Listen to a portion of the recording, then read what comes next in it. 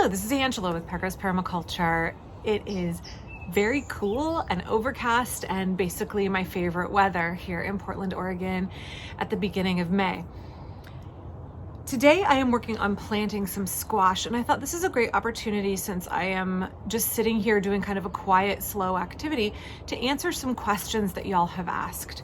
Now, if you look at some of my other videos, you know that I am terrible at responding to questions in a timely manner, but if you ask me a question in the comments, I will cut and paste it into my phone and I may eventually get to it. Like in my recent video about why I don't call myself a homesteader. It may take 2 years or more, but I will get around to answering your questions. So some of these questions are as old as 3 years, but I thought this is a great time to sit down and answer them. First, let me say I am planting out some of the summer and winter squash in pots. So I have a tray here. I'll prep just some seed starting medium, and I have watered it a little bit from above, and then afterward I'm going to fill the bottom of this. There's already a little bit of water, but I'm going to fill it with water and let it soak it up from the bottom. And this is going to go in the house in my sunroom. I'm working on a greenhouse. I haven't finished it yet. Life got really busy. The outside of the greenhouse is completely fully constructed. I have the old windows and I'm working on painting them with 3 good layers of exterior paint before we assemble them into the greenhouse. And I just ran out of time to do that before last winter. So that's on my list for this spring, when the weather is warm enough and it's not too rainy for me to paint. So that means that my seed starting this year is happening as it has for the last 14 years in my sunroom. But I am starting summer squash and winter squash in pots, and these are my insurance squash. So I always start some directly sown in the garden. Not yet for winter squash, I wait a couple of weeks. But we have such a significant slug problem here, and I have far fewer slugs than most people because I have ducks. But slugs are just absolutely overabundant here. And they love squash. As soon as those squash come up, before they even have any true leaves, they often get mowed down by slugs. So I always start some insurance ones. Now, it's true that squash don't love being transplanted, and you have to be really careful when you transplant them, that you are careful not to damage the delicate stems. But I've had a very high success rate with transplanting out any of these insurance squash where I need to fill in holes. I'm going to do some summer squash and I'm going to do some winter squash, and I also have some cucumbers that I'm going to start. Ideally, I would have started my cucumbers and my summer squash 2 weeks ago in the house, but I'm running late. But it's not too late. If you live in the Portland area, it's not too late to be starting these things from seed in the house, and it's too early to start some of them in the garden. Okay, so let me show you what I got, and then I'll answer some questions while I pot. I have my computer here with my handy dandy questions, so I will be referring to that if I can find a place to put it where it won't get potting medium on it. Okay. So here's my seeds. I'm a big fan of Fedco, which is all the way out on the East Coast, but I really like them as a company, and they consistently are a source of my favorite Pepita pumpkin, the Naked Bear. And so I have ordered several things from them this year. They're in Maine, so all the way at the total opposite end of the country, but seeds aren't very heavy, and I don't think they have very much of a footprint in the mail. So let's look and see what I got here. So I got a mix of things. For summer squash, I'm always trying new varieties. Every year I grow Black Beauty, which is a standard, and then I try a couple other varieties. I'm doing Costata Romanesca this year. It's an organic one. I'm trying Spineless Beauty, which I'm looking forward to, because I don't know about you guys, but some of those heirloom varieties of summer squash are really spiny, and I end up getting almost those little hairs, almost like splinters, zucchini splinters in my hands if I harvest them without gloves. And then I'm gonna try 2 cucumbers. Last year was the best year I have ever had in the Pacific Northwest growing cucumbers. I didn't know what to do with all of them. So maybe that's a benefit of hotter summers. Trying some new cucumbers, Marketmore, and then Mexican sour gherkins, which I did last year. So let's start with those, and I'll answer a couple questions, and then we'll move on to the winter squash, which are my absolute favorite. And that gets me to the first question. So my computer here. The first question, how do you choose what annual veggies to grow, species and variety? That is a great question. So for me, I've been growing annual veggies for well, if you include my childhood, because we always had a large veggie garden when I was a kid. Even in Tucson, we grew veggies under shade cloth. So, over 40 years I've been growing veggies. I know what I like and what I don't like. And I have 4 kids still at home, ages 11 to 20. I know what they like and don't like. I don't want to grow things in the garden that nobody will eat. I don't want to go through the expense and effort of purchasing, seed starting, planting out, growing, harvesting, processing for things that we don't enjoy. So over the years, I've really narrowed down what I grow. Every year I grow winter squash. That's probably my number one because it is great for saving. I've had winter squash keep over a year. Very nutritious. I can cook with them. We use them in soups and stews and muffins and breads. Where was I? I had to stop and answer a phone call real quick. Oh, okay. I was planting cucumbers. You might ask me why I'm not labeling my containers. It's because I know what all of the seedlings look like, and I'm not particularly worried about different varieties of these getting confused. I know what a cucumber looks like versus a zucchini seedling versus a winter squash seedling. And I'm not going to be concerned about where any of these are growing in my garden because I'm not going to be seed saving from this particular batch. The winter squash that I save every year, I am starting separately and they will be clearly labeled. These are just like new varieties I try out. So when I'm looking at what varieties to grow, I stick to 1 or 2 every year that I know I really, really like the winter squash we were just talking about. I always grow my Burgess Buttercup. I always grow my sweetmeats. And then I try a few other things because you never know, there may be some undiscovered favorite that I just haven't stumbled upon yet. And so for me, that means I'm always going to pick those couple of standards and try something new. For tomatoes, I always grow Sun Gold tomatoes. Even if we have a cool summer, Sun Gold are sweet, delicious, and they will produce prolifically. I also try a couple other things that might be weird. Some years they're a total dud. Red Zebra was a total dud, not a tasty tomato at all. Song sparrows are out. So for us, the way I pick my annual veggies is I look at what does our family like to eat? What do I like to preserve? What will we want to eat off of all winter? Shredded zucchini, man, we went through bags and bags and bags and bags of shredded zucchini this past winter. And then I look at what varieties have done very well for me and we enjoy, and then I add a couple of others. There are some vegetables that I don't grow at all in my spring and summer garden, and those would be things like broccoli, cauliflower, things that are really prone to cabbage lope or butterflies. I tend to grow those as overwintered crops and harvest at the beginning of spring and then they're done. So I hope that answered that question. Let me move on from cucumber onto something else. Keep in mind, I'm not planting all of these. Some of these are going to be directly sown in a couple of weeks. Okay, next question. What do your neighbors think of your garden? That's a great question because I get that criticism or presumption a lot that my neighbors must hate my garden. My neighbors are all really great. Now I live in Portland where a certain level of eccentricity is more tolerated, right? So perhaps a little bit different here in that regard. My neighbors next door are basically like family and have been fabulously supportive and have a beautiful garden of their own.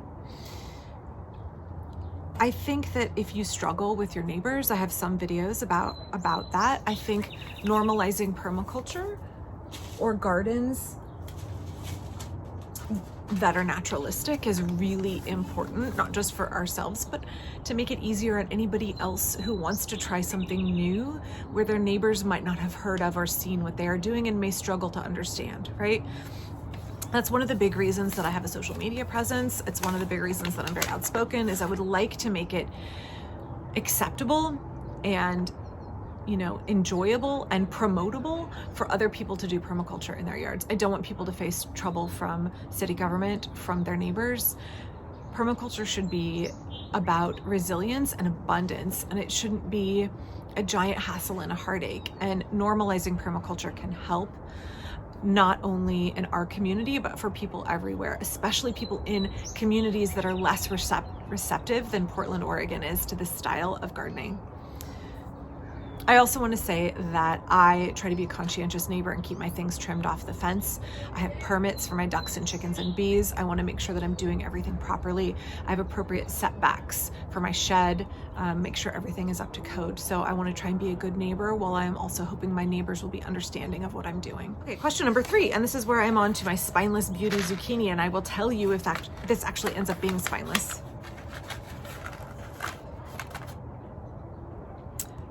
Is it a lot of work? Yes, it is. Nothing is no work. I have some videos about how permaculture is not no effort, despite it being kind of touted as no effort. I think a lot of the effort is front-loaded in the design and initial installation. And as you get older and the system matures, there is less and less work to do. Now, for me, I kind of create work for myself because I'm shifting and changing and moving things about. And an increasingly warming climate is making me have to adapt my design as well. I will say mowing is work. Spreading mulch is work, but mowing is work. Earning money to buy your food at the grocery store is work versus growing it in the garden and picking it and processing it and preserving it. So there's work no matter where you are and what you're doing. The question is that work meaningful for you? Is that how you want to spend your life hours? And for me, I would rather spend my life hours doing what I'm doing than have money to pay somebody else to do it. Here we go. Let me get these seeds in. Oh, I never wear gloves when I plant because I feel like I don't have enough dexterity. I'm just taking the seeds and I'm setting them on their side and laying them into the soil here, like kind of on a knife's edge, and putting them in, and then just tapping it over. Winter squash and summer squash like to be down a little bit deeper. You know, I go about a knuckle in. Okay, next question. What is your biggest mistake or failure? This one comes from a patron. The biggest mistake that I have is not really a mistake. It's not really failure. It's an incompletion. And in that sense, it's a failure because it's taking up space in my garden and I haven't utilized it yet. And that is that puppy right there. That is going to be a rocket bread oven and hopefully a cook surface on the top. I never managed to find the time to finish it. So it just sits there taking up space, and I still have to bake bread in my kitchen in the summer and heat up the house. The idea was we would do a lot more cooking outside. The problem is when you're trying to do kind of cob work in Portland, it's either too rainy and cold or it's too hot and sunny and it'll dry too fast. And I just haven't found the time where the weather is right to finish it, but it is still on my list of to-dos. I cannot wait to bake bread outside. So not a failure, but it's a wasted space. My second biggest failure was I tried to grow apricots here organically, and there are so many fungal problems that it was a big fail. My apricot struggled, even though it produced, it had terrible, terrible fungal issues and bacterial canker. And I have since learned that really we don't have a great climate for growing apricots. We do if you grow apricots with tons of fungicides and sprays. So for me, I moved on to crops that were less work, like figs and persimmons that produce abundantly with little effort on my part. But that was a big failure for me, trying to grow apricots. So next one is, what is your biggest limitation? This is hard, and this is similar to a question that I asked my Facebook audience a while back, like, what is your biggest barrier to doing permaculture? Let's be real. I think it's money. It's money. I watched a documentary recently, and I'll link to it down below. Not a documentary. I watched an editorial. It came up in my suggested videos. It was someone that I had never watched before, and her content is not permaculture stuff, but she had a video about self-sufficiency YouTubers and whether they're kind of grifty, right? Whether so many of them were rich to begin with and are kind of pitching a myth to their audience about self-sufficiency and being able to start your homestead or other kind of off-grid property or what have you, that you have to start with substantial financial privilege. And that's been a frustration of mine as I've looked at, like Martha Stewart living, articles of somebody who went and started their dairy in upstate New York or started their sheep flock for fiber production. Well, then you find out that they were extremely wealthy and some corporate bigwig from Wall Street who obviously could go afford to buy acreage and a farm and start this kind of self-sufficient lifestyle because they had spent their entire life benefiting from the system and, I would like to say exploiting other people. So not self-sufficient. For me, money is the biggest limitation.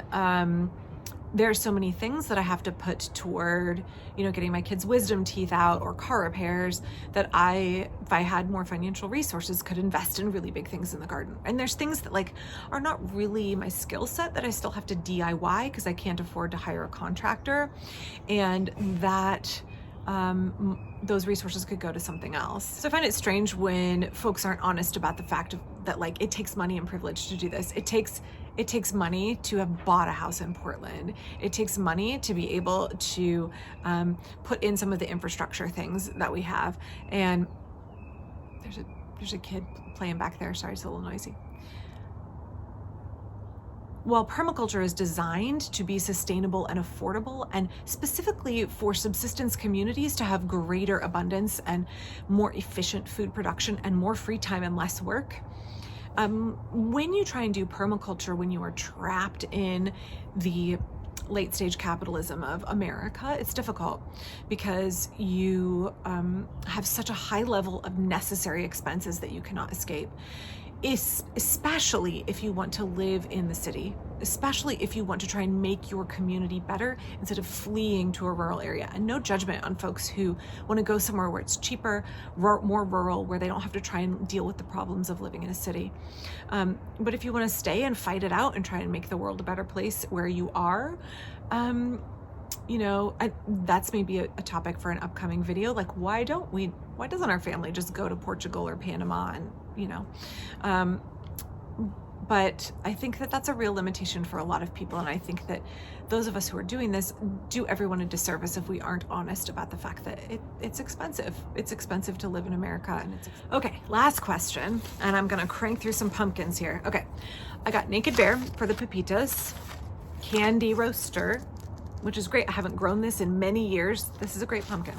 Blue Hubbard, which I used to grow all the time until I discovered Oregon sweet meat, and I just want to grow it again. Uncle David's Dakota. This is a sweet, cold, hardy, bright green buttercup squash. So Burgess Buttercup is my favorite. I am trying this other variety of buttercup to see how it compares. And then I'm also trying this one, Sibley Winter Squash. I don't remember when I was ordering squash why I decided to order this one. I don't even know what it looks like, but apparently when I was looking through the catalog, it seemed appealing. So we'll see. The last question is, do you ever get tired of doing this? By this, do you mean YouTube? Yes, very much so. But if you mean, do I get tired of doing permaculture? Yes and no. Yes, in that every year come September, mid-September, I am really tired of gardening. I'm tired of hot weather. It's dry. It's the third month of the dry season in September, and I'm tired of it being hot and dry. I am starting to get sick of cherry tomatoes and green beans. I'm way over summer squash, which is why I shred all the summer squash and put it in my freezer, because in the winter I'll want to eat it, but come September, I'm tired of it.